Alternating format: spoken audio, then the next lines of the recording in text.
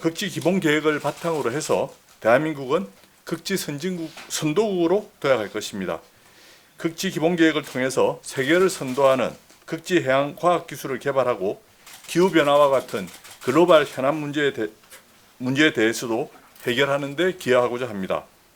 더불어 미래 극지 산업의 기반을 마련하여 경제적인 부가가치도 만들어갈 것입니다. 우리나라는 1988년 남극에 세종과학기지를 건립하면서 본격적으로 극지에 진출했습니다. 2009년도 세빙연구선 아라운호를 건조하면서 우리나라가 남극과 북극의 바다를 독자적으로 연구할 수 있게 그렇게 된 여건을 갖추었습니다.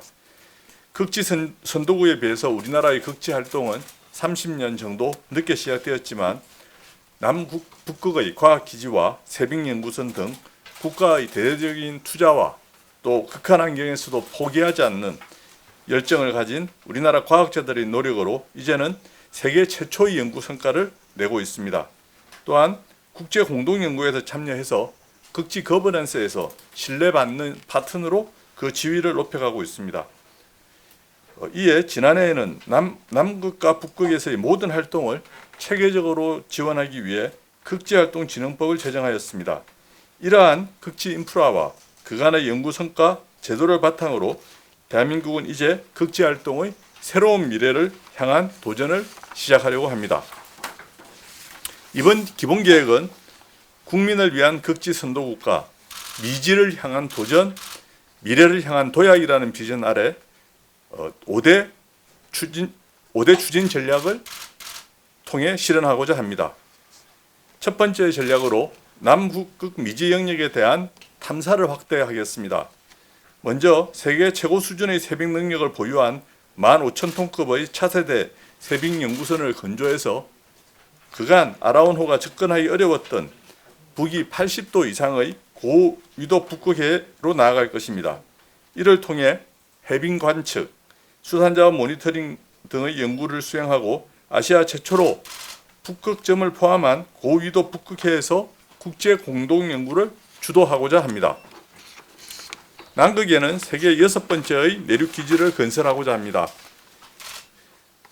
남극 대륙은 수백 년, 수천만 년간 인류의 손길이 닿지 않아 지구의 과거 기록을 그대로 갖고 있습니다. 또한 우주와 유사한 환경에서 살아가는 생명체의 비밀도 담겨 있습니다. 내륙기지는 이러한 연구를 안정적으로 수행할 거점이 될 것입니다. 100만 년 전의 공기를 그대로 담고 있는 3,000m 깊이의 신부 빙하를 시추하는 것에 도전하겠습니다. 또한 빙하 2,000m 아래에 있는 호수를 시추해서 햇빛이 들지 않는 공기가 닿지 않는 고립된 환경에서 오랜 기간 생존한 미생물의 존재를 탐색해 나가고자 합니다. 물론 이러한 시추는 세계 최초로 호수를 오염시키지 않는 방식으로 진행해 나갈 계획입니다.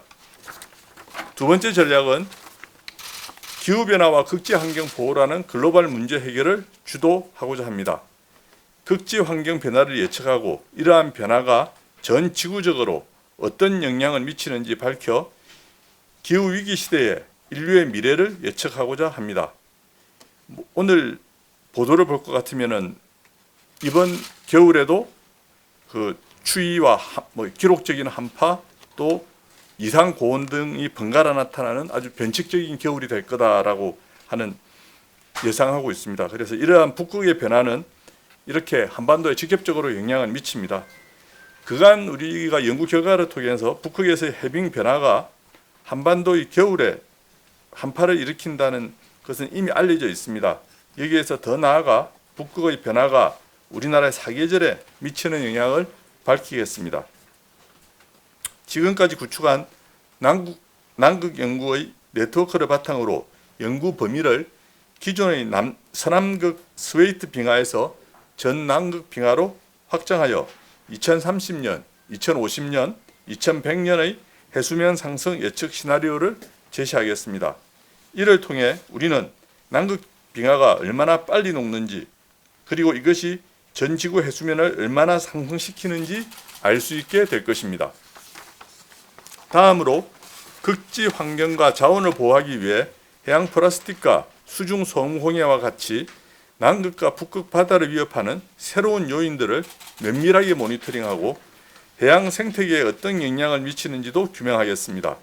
이와 함께 온난화로 북극 동토층이 녹아 출현하는 유해 미생물의 위험성을 파악하는 등 극지에서의 기후변화에 따라 생태계가 어떻게 변화하는지도 예측하도록 하겠습니다.